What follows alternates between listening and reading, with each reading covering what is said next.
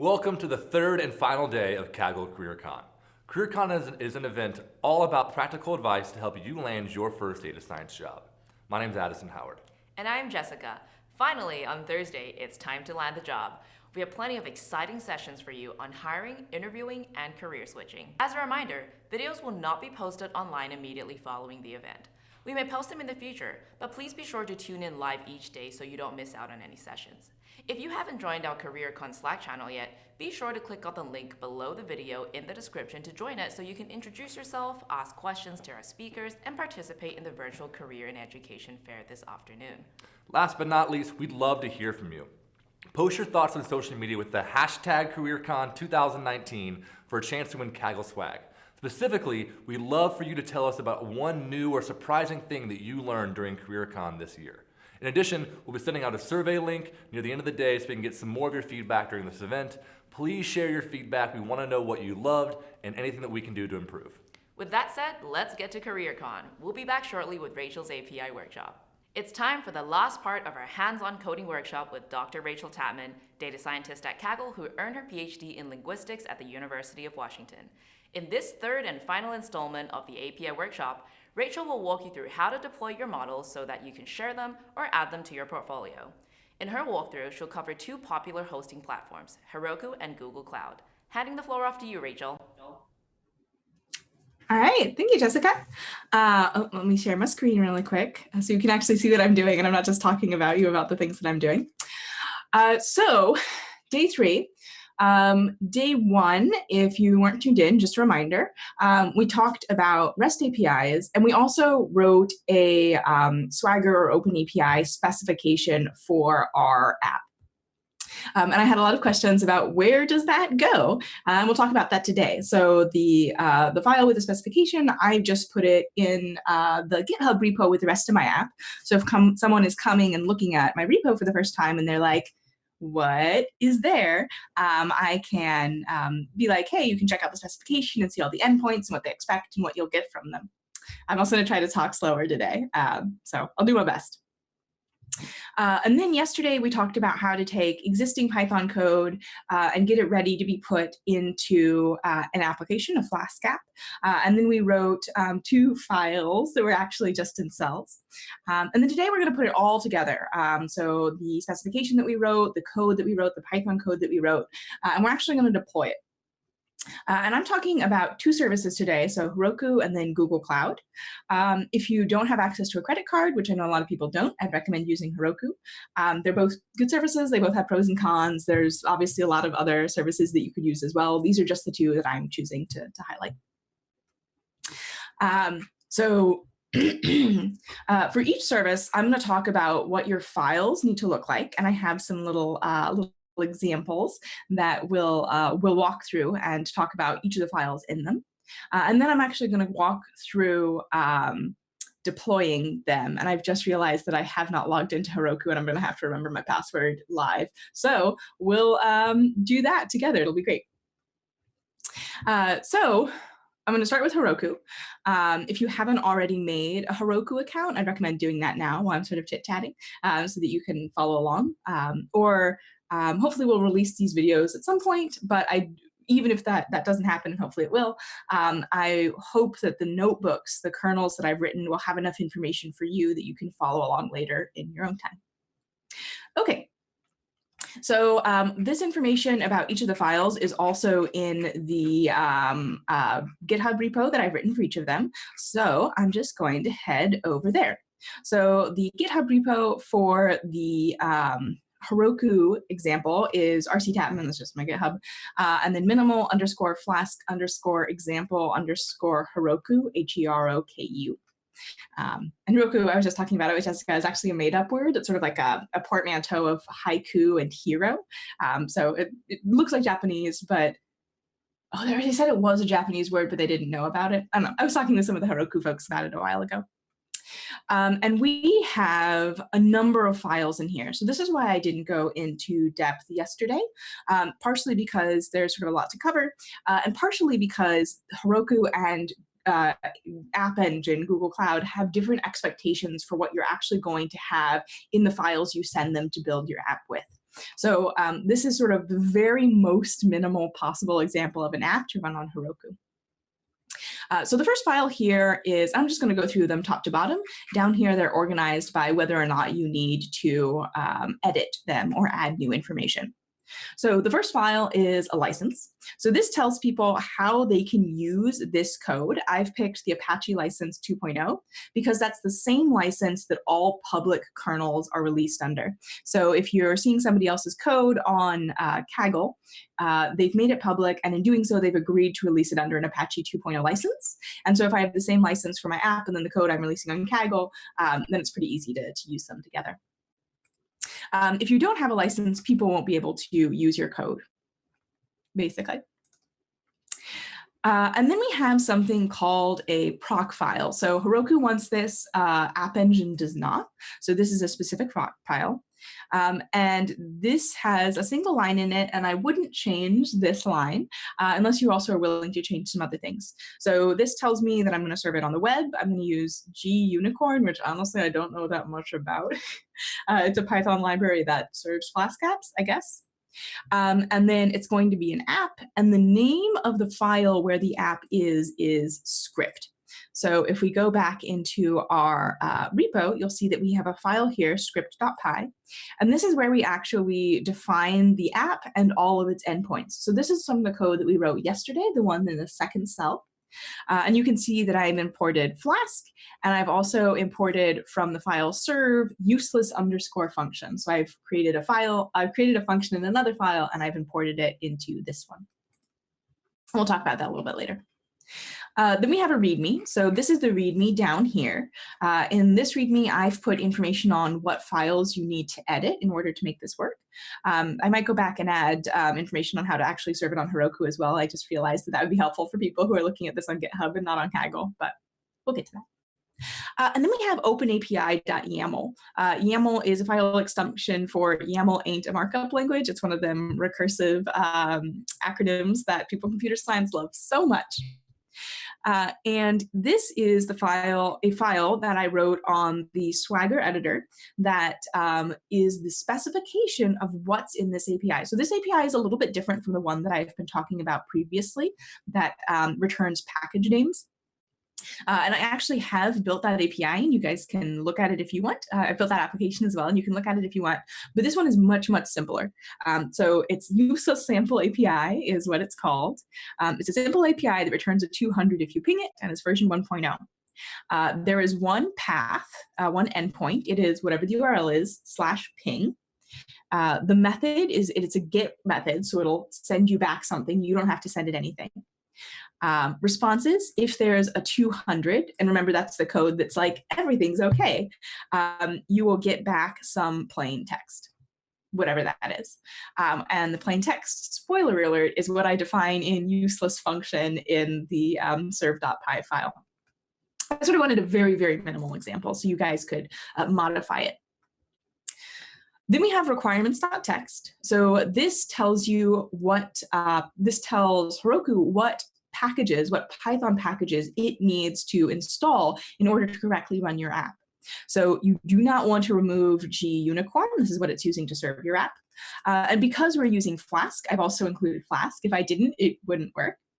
And if I had other libraries like NumPy or Pandas or whatever library you're using, I would add each of those on a new line, just as you would type them to import them. And then this tells Heroku, hey, go download all of these packages so that I have them when I run my app because my code needs them.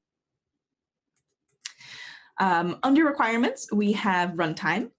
You're probably not going to want to change this. This is another Heroku specific file. They want it to be called runtime.txt, and they want it to be formatted like this. And this tells you what version of Python to use to run the app. I'm using 3.7.3 because there was a security update from 3.7.2. But if you wrote your code that created your pickle, so if you're saving your model as a pickle and you want to upload it, it's possible. It won't always break the ability to open pickles between Python versions or subversions, but sometimes it will. So I would recommend, if possible, either writing, going back and repickling your file under Python 3.7.3 or changing the runtime here. Also, what I didn't mention is that in requirements, you can specify the specific package version and subversion that you want to use. And this is, you would mainly want to do this if you run into trouble with things like different methods have been added or they're defined differently. And you'll see if that is a case in your logs when you try to run your app. Sorry, still a little bit sniffy. Then we have script.py. So we've already taken a look at this. This is where we are going to put the code that we put in the second cell in our notebook from yesterday. And then we have serve.py. And here I am just defining a function. It is a useless function that returns some text. So I could, oops. Oh, excuse me. Goodness. So I could change this to be anything. This is just sort of an example. But excuse me, goodness. This is just an example function. So this is a very minimal example of a Heroku app and all of the files that it needs and expects. If you have a model that you're saving as a pickle, you would want to put that either in this repo on the same level or in a, what was it? Let me grab it to you. So you could either just add it into this current folder, or you could create a new folder called, let's say, models, especially if you had multiple models that you'd put your models in. And then when you open your file to load the pickle, you just want to make sure that you have a file path that points to the correct file. So if you're running from inside this folder and there's another folder, you'd want to do /folder name /file name. So that's something you might want to add. So the things you'd want to edit, you'd want to edit script.py and serve.py with the code that you added yesterday. And you want to edit requirements.txt so that you are importing you're requiring all of the packages that you import and use. If you don't use a package, you shouldn't import it or require it because that's just sort of like extra storage and data and why. And you'd want to edit the openapi.yaml file with your specification for your app. So this specification describes this app, and you wouldn't want to be like, here's my app, here's a specification. It's for a completely different app, but it's not helpful for you at all. And you'd probably want to edit the Readme file so that it gives information about the specific app that you have created to help people use it. Okay, so these are all of the files that we need. And I am actually going to, because this is my repo that I've created, I am going to just serve this one as an app. It's the dumbest app. All it does is it returns some text. I see that some people have already forked it. If you are not me, you're not going to be able, if you're not RC Tatman on GitHub, and that's me, you're not going to be able to upload this example to Heroku because you can only upload GitHub repos that you are the owner of, and I'm the only owner of this repo. Okay. Let's go to Heroku. Do I remember my password? I guess we'll find out. So if you haven't already created an account, now's a good time. And you want to go to dashboard.heroku.apps, and it's going to ask me to sign in, and I'm going to have to sign in. I did so good. I signed into everything else. All right, I'm going to futz around in a another. Look at this one. I'm going to futz around in another window that I don't think you'll be able to see. And if, well, I'll just work it really quick. All right. Gotta get my account information. All right. And then what's my password, please?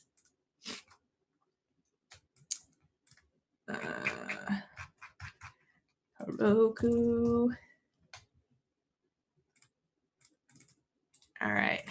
Hopefully you guys aren't seeing all of that, and I just shared all of my authentication information. Okay, I can't click in there for some reason. And I'm just doing this in an incognito window so I don't accidentally show stuff that I shouldn't. Ooh, sorry, a little bit whistly. All right. I did everything else this morning. I did so good. Oh, It works in incognito. Well, that was a huge waste of time. I'm sorry, guys. I should have just done that to begin with. Anyway, let's create a new app.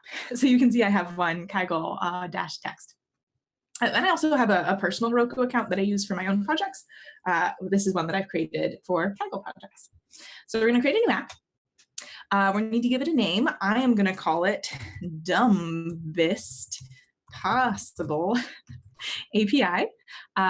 It's available. No one's tried to do this before. Region, United States. I'm picking that because it's physically closer to me, so it's probably going to reduce latency a little bit. And I'm just going to create the app. From here, I'm going to connect to GitHub. You can see that I am signed into GitHub. So I'm going to search for that should be enough. All right, minimal fast example Heroku, and you can see that I have another repo that I own that's minimal fast example app engine. So I'm going to hit connect. It'll take a little bit, and then from here I should be able to just deploy branch. So you can have it so that it automatically deploys, say, every time you update your what's it called? Your GitHub repo. Let me zoom in a little bit so it's a little bit less small for you guys. And I'm just saying deploy branch because I want to automatically deploy it right now and get it working. All right. So you can see the proc file declares type web. So this is a web app. So we'll be able to query it over HTTP. And it is deployed. So if we go to there's a little button over here. I'm pretty sure, but I can't see it because it's behind my interface. Oh, there we go. So we can view our app, and you're going to see there's a 404 because I didn't put any endpoints at the base the base URL. I did put an endpoint at, I believe it was called ping. There we go. So what's happened is that my browser, and as you can see, it says some text here in little tiny font. My browser has sent a request to my API, a GET request, and the thing that it's gotten has been some text, and that's all it is. So it works. Yay. And that is launching on Heroku. And we'll talk about later how to actually query your API from Python using the requests library. First, however, let's talk about doing the exact same thing, but on App Engine. So if I go back to my folder and I scroll down, and this is just the same information that the information about what I just did. Oh, and something that I do want to point out for you guys is up here under the More little dialog button, if you hit View Logs, you can see all of the logs for the application. So you can see here we are, we built it, and then here is where I typed in my so here's where we went to the base of the application. So the path is just /, which is sort of like at the root. And there were no errors, but there was nothing to return. And then I navigated to /ping, and we got a 200. So it gave us back that information, that text, some text. All right, that's Heroku. Let's talk about GCP and App Engine. Why can't I click between tabs? There's a little drop down for the screen sharing service I'm using, and it's covering just enough of my tabs that I can't interact with all of them, and it's very frustrating.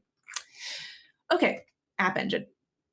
So I have created another GitHub repo for this because, again, the files that App Engine expects are different than the files that Heroku expects. No. There we go. So this is what the minimal App Engine app looks like. I've also included here a little button that will automatically open this in Cloud Shell if I'm signed into my GCP account. I'm sorry, guys. I'm so sniffy today. So some of the files are the same. So you will notice the license file is the same, and it's the same license, Apache 2.0. You will notice the Readme file is the same. It's a markdown file. If you want your button to work for you, you are going to need to, so I'll take a look at this. You're going to need to fork and edit this. So right now, this button will clone the Git repo github.com/rctatman/minimal-flask-example app engine. And if you wanted it to open a different repo, you would need to put the URL of that repo here and replace this URL. One more tissue. I'm sorry, guys. Blow my nose super quick.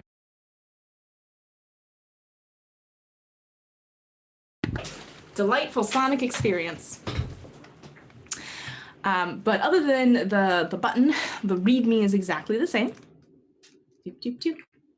And then some of the other files are different. So we have this file app.yaml. So this is a YAML file, which is a, what's it called? Markdown-like language, I guess. It is a Markdown language. And it specifies that we want to use Python 3.7, so 3.7, when we run our app. And there are, I believe, fewer versions and subversions supported by App Engine than there are by Heroku, but you'd have to check the documentation for that. And again, you change that if you had problems with Python versions pickling and unpickling your files. And then we also have index.yaml, and this is just empty. And this is a required file. And this tells this tells App Engine where to store the data that you're storing. And because we're not storing any data, it's just empty. But it still expects that file to be there, even if it's empty. And then we have main.py. So this is the same as script.py in our Heroku example. It does the same thing. You can see all of the code is the same, but it does need to be named main.py. And then openapi.yaml, as you can see, it is the same as it was for Heroku. So we're basically building the same app on two services. And this is just to show you the difference in the file structure that the two services require. And we have requirements.txt. And you can see that this is actually empty because it assumes that Flask and the other one, GUnicorn, are imported. So those are imported by default. If I was using another library like NumPy or Pandas, I would need to include that here. And then finally, we have serve.py, and that's exactly the same as it was for Heroku. And again, if you had a model file, you would want to add it here. So let's open this in Cloud Shell. And because this is a public repo, this button will work for you. It will just clone this particular repo into your Cloud Shell. Doop, doop, doop. And if you haven't used Cloud Shell in a while, it had a redesign. I do want to open it. And it gives you a little bit of warning. It tells you you're about to clone the following Git repo into your Cloud Shell environment. Proceed. And I should say this is my personal GCP account that I use for like side projects, and that has my personal credit card on it because I want to, I'm asking you guys to use your personal credit card. So I don't want to be like, and I'm using a corporate credit card. And if I'm accidentally charged $10,000, it's fine. It's kind of not fine. I want to make sure that I'm testing things and I'm making sure they work out for you guys. Okay, so we have a very small screen here. There we go, make it a little bit easier to read. So we have cloned our entire application into our Cloud Shell environment. So this is a little virtual machine, just like in kernels, except unlike in kernels, instead of just one Jupyter file and then a bunch of data files that you load in, you can add pretty much any files you want. So it's a little bit more flexible. We've got our app.yaml file that says the runtime. We've got our index.yaml. We've got our license that I probably shouldn't have opened. It's very big. And then we also have down here at the bottom and you can see I have some errors. I'm sure it's going to be, your line is too long. Let me see. Trailing white space. Oh no. Missing white space around operator. Does it want that? Anyway, you could go through and fix some styling stuff if you were interested in it. And I'm not gonna go down that rabbit hole. Okay, so we are actually going to be deploying our app using gcloud, which is, so I'm using Cloud Shell here. You could use any development environment with a console that you liked, as long as it had internet access. So The first thing we want to do is we want to, so I have copied my GitHub repo in. I want to move into the repo. So if you see, right now I've also done that. So I am, the file path here is I am in minimal Flask example app engine. And if I do ls to list all the files in my current directory, they are all listed there. So I'm good to go. I can start there. From here, I can actually deploy my app locally in my VM to see if it works. So I can use this command. So this is the script that will run a dev version of my file using the app.yaml file as the specification. So I'm just going to paste that, run that. It'll take a second. Okay, let's see. So what it's doing is it's actually creating a local version of my app inside the VM so that I can test it and make sure it works. And we are eventually going to see information about it. Oh, cannot connect to instance on localhost. Detect file changes. Oh, you know what I did? You know what I did? I think I actually did need to include Flask in the requirements.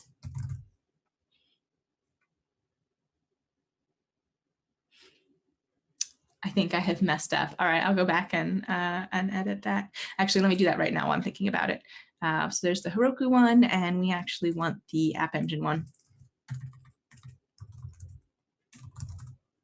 I think the reason it worked without that requirement yesterday, so I was making sure to test things, is because I, oh, nope, cancel. I want to edit it, is because I had already installed Flask in the current session of my VM. All right, so you see instance PID, that means it is running, and I can actually check it out using this little, oh my gosh, I moved the screen thing around and now it covered something else I need. So I can use this little I guess, in the browser tab to preview it. And I am getting, as you can see, a 404 error, just like I did on Heroku. But if I go to ping, I should see some text, just like I did on Heroku. The difference is that my Heroku app, I can, any of you will be able to actually visit it if you like. So it will be dumbest possible API.herokuapp.com. So this is being served to everybody. You can check it out if you want. Whereas my App Engine one, not anybody could just look at it because I'm testing it locally. So in order to deploy it, we need to do some additional steps. So first of all, I want to stop my app because I checked it and it works. So I'm going to use Control-C to quit. And I know so we could have done this through the GUI. I wanted to do it through the command line because then later you can script this if you want, so it'll be a little bit snappier. And I just like using the command line. It makes me feel like a hacker. All right, so let's create a project for this. So I'm going to call my project dumbest, D-U-M-B-E-S-T, possible app. Let's see if somebody else is taking that name. Okay, so this is creating a project that my app will be attached to. So if I wanted to store data, if I wanted to have more in-depth logging, if I wanted to use other GCP services for my app, I could do that by adding them to the same project. That works. And then next I'm going to set my project for dumbest possible app. So this is going to be the project for the app I'm about to serve. I haven't actually deployed my app yet. All right, and you can see, I don't know if you're colorblind, this is in yellow down here, but this tells me what project I am currently interacting with. And then I want to enable billing for this project. So billing is on a per project basis. Scroll. And, oh, wait, no, I think it's actually on a per service basis. So you might need to deploy it for your specific thing. Okay, and it looks like the Cloud Build API is working already. Okay. If this is the first time you have used Cloud Build API, you will need to enable billing for it. So now I'm ready to deploy. So I can do that with this command, and this is, deploy my app. Here's my index file. Here's my app file, which I have in my working directory. And now I need to select where it's going to be served from, and I'm going to pick US West 2 again because that's closest to me. I'm in Seattle. And then it will create and deploy my app. So this takes a while, just like it did on Heroku. And then once we have served our app, we'll be able to interact with it. So let's talk a little bit while it's thinking to itself, because I think that should be, we might be prompted again for something. I definitely deleted this cell last night. I remember deleting this cell last night. I must not have committed it. Okay, requests. So the easiest way in Python to get information from an API is to use the requests library unless the API has a Python library written for it. So I'm going to import the requests library. And I'm going to be using here not my ping very fancy app that I'm using. Oh, I do want to continue. Not my very fancy ping app that I've been creating, but the app that we were using as an example, which is to extract package names. So I am creating some input text. So this is the text that I'm going to send, because if you remember that particular, well, actually, let's look at the specification, the Open API specification, because I think that's going to be more helpful. So this app, it's called Python Package Name Extractor.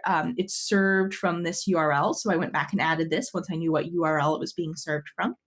And it has one method, it has one path, extract packages, which has one post method, where when I send in a JSON file, I get back a JSON file with the identity and index of Python packages in that text. So I am sending a request to the URL where my app is hosted, and then the specific endpoint that I want. So it's called extract packages. It's a post method, and I know that from looking at the documentation. So it says here it's a post method. And since you wrote the documentation in an app, you know that they match, and you can just use your memory for that probably. And then it's looking for JSON, so I'm going to send it some JSON. And I'm going to use this input text here.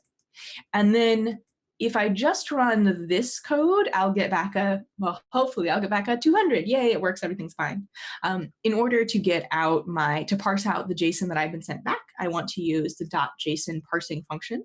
This is in the requests library, and that will give me out pandas from indexes 0 to 6, NumPy from indexes 44 to 49, and future from indexes 61 to 67. So this is a Heroku example, and you can, if you have internet enabled in your kernel, you should be able to run this as long as not too many people have run it, and I haven't hit my quota because I'm using the free tiers. And then here is the App Engine example, and you will notice, so the URL is different because the app is different. It's being served from a different place, so this is being served in 2 places, and I'm sending my requests to different places. My endpoint here is actually called API because I did the App Engine one first, and I didn't choose a good endpoint name, but oh well. Again, it's a post method. It wants JSON as input, so I'm sending that in. I'm sending the same input, and then I'm parsing the JSON that I get back, and it is the same exact output because I use the same Python code behind, and it's just being served from 2 different places. And so, oh no, the Cloud Build has not been used in the project. Enable it by Vizzling. All right, let's enable this. I think I was actually supposed to enable it previously, and I did not do so. Enable, there we go, enable billing.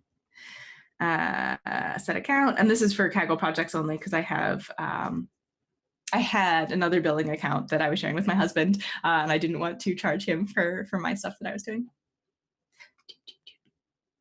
It is my personal credit card, though.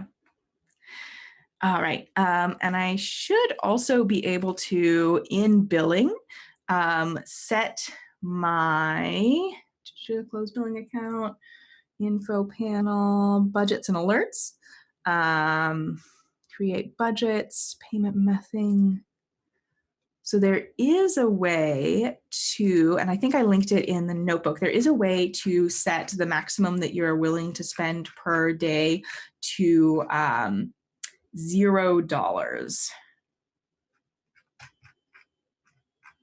And I don't want to spend too much time poking around there, and I'm pretty sure that the URL is in there somewhere. And if it's not, hit me up on Slack and I'll remember to send it to you guys. Okay, what was I doing? I was here. Okay, I've enabled this. I'm looking at dumbest possible thing. Here is the total cost. And we are good to go now, hopefully. So let's try deploying it again now that we've actually deployed, enabled billing. It's thinking. And I'm going to try and find where I mentioned how to turn billing off. Your App Engine settings. Oh, that's right. It's not billing overall. It is for your specific app. All right. And it was Cloud bucket. Oh, here we go. So you can see currently my daily spending limit is unlimited, and I do want to change that to $0 and then save that. All right, so now you can see I'm using the free quota, and if I go over that, it will stop working. I knew I'd put the link in there somewhere. Good job, past Rachel. All right, is it done deploying? Oh, it's setting the traffic split for service default, done. All right, it's ready. So we just learned how to use the requests library. So let's do that. So first of all, we need to launch Python, which is already installed in this VM. And then I want to import the requests library. And then I want to make a request. So requests from the library, QUESTS. Then I'm going to use the get method, because if we go back and look at our minimal example, actually, let's look at our specification instead. If we look here, we can see that our path is /ping and that our method is get. So we want to specify that what we're doing is getting. I can close all of these 404s. .get, I need to give it the URL. So the URL for my app is https://dumbestpossibleapp.appspot.com. So I'm just going to copy and paste that. Oops. Oh, that's right. I always forget. So in Cloud Shell, if you highlight some text and release, it automatically copies it. Why can't I use mouse up? Request QUESTS.get. I know I'm at the bottom of the screen. I'm sorry about that. So there is my URL. And then I want to use the ping endpoint, which I specified earlier. And I'm just going to double check that that isn't supposed to be a named argument. Is that a named argument? But by that, I mean, do I need to say specifically, no, okay. And then I don't need to give it any input, because if we look at our API specification, we can see that there's no request associated with this particular endpoint. So I don't need to send any information in. So if I just run this, you see that I get back a response 200, so everything's okay. And if we look at our specification again, we can see that it returns some plain text.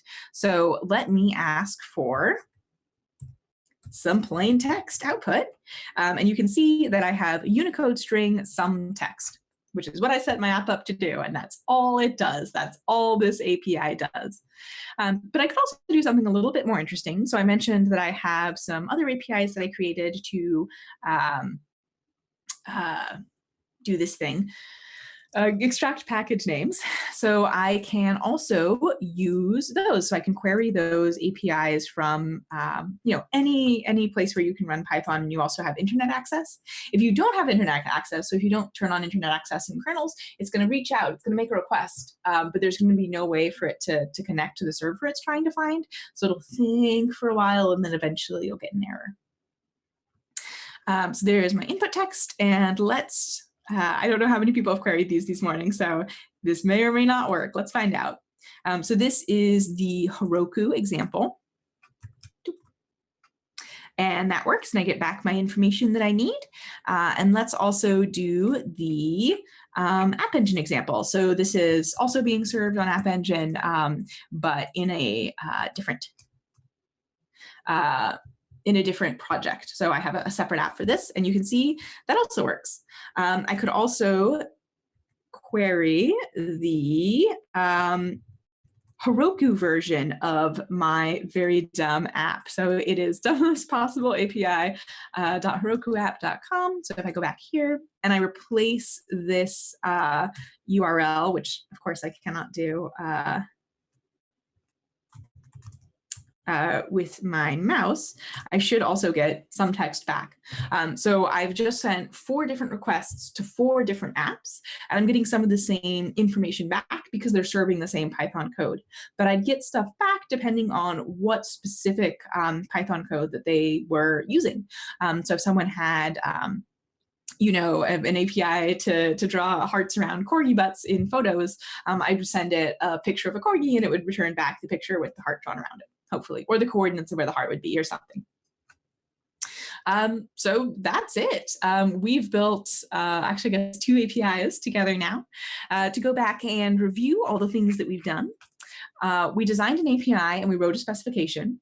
And as you could see, so will your app work without a specification? Yes. Do you need the OpenAPI YAML file? No. Does it make it easier for someone to come in and use your app? Yes. And if you're doing something like handing it off to an engineer, having that specification is going to make it a lot easier for them to start working with it and understand what's in it, especially if it's very long, because the specification is going to be much shorter than your code. And if you've got 5,000 lines of modeling code or whatever, or data transformations that you can run it through your TensorFlow model, and you just send that to the engineer, that's going to take them a lot more time to go through than a nice specification that just describes what's happening, as long as the specification is updated or you wrote your app according to the specification. And then we prepared our code and our models to be put into a Flask app. We talked about pickling. We talked about saving models as HTF5 files. Somebody mentioned in the Slack, I think yesterday, another option to pickling that I wasn't familiar with. I think it was called Jobby. So that's another option you might look into. We wrote the app art itself. So we wrote the code for the main/serve file and this main/script file and the serve file yesterday. And today we actually went and we put it into the file that it should be in. And finally, we walk through deploying. So, and how to use the API, how to actually get information from it. So you can imagine I could use this API that gets me information about where Python package names are to, I could run a bunch of text through it, or different people who needed that same functionality could run their text through it and get back helpful information. And that's it. We've gone from sort of what is REST, what are APIs, to having one, hopefully, that works. I would love to hear more about your guys' APIs that you've written. Feel free to post about them in Slack or the comments.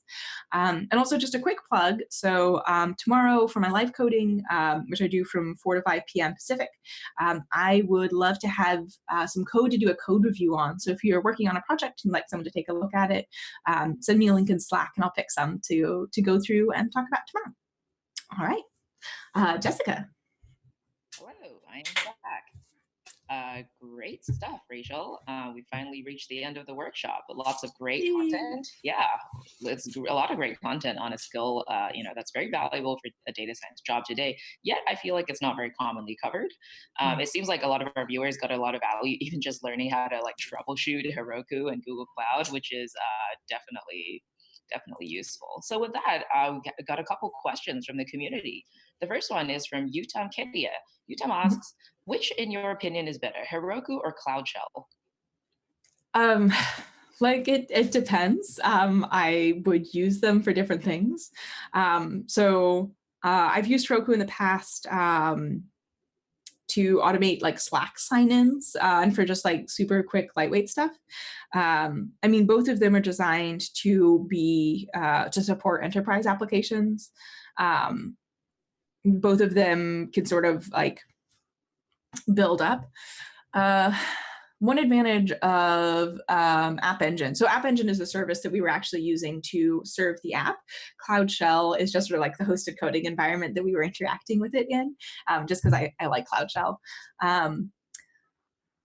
The benefit of App Engine is that, so Heroku is very focused on like app serving, and GCP as a platform is much wider. So if you have like a variety of things, a large variety of things you need to do together, Google Cloud might be more helpful for that. If you just need like a little app or a big app, Heroku can scale up. Heroku might be a better choice for that. So it really depends on your particular use case. Yeah, very reasonable. The next question is from Abhishek Sharma. Abhishek asks, what is your debugging approach if the API doesn't work as expected after deployment? Yeah, good question. So I look at the logs and then I change things and then I redeploy the app and I see if that fixed them. And then I look at the logs and I change things. There are a lot of testing and debugging tools specifically for app development, and I don't know that much about them because I'm not an app developer. It's not my main job. Someone yesterday in the comments of the notebook for the first day, actually let me go see it. Someone mentioned Postman. Somebody mentioned a different service that I was not familiar with. But at some point, it's great if you can get something working, but at some point this is no longer within the sort of job role of a,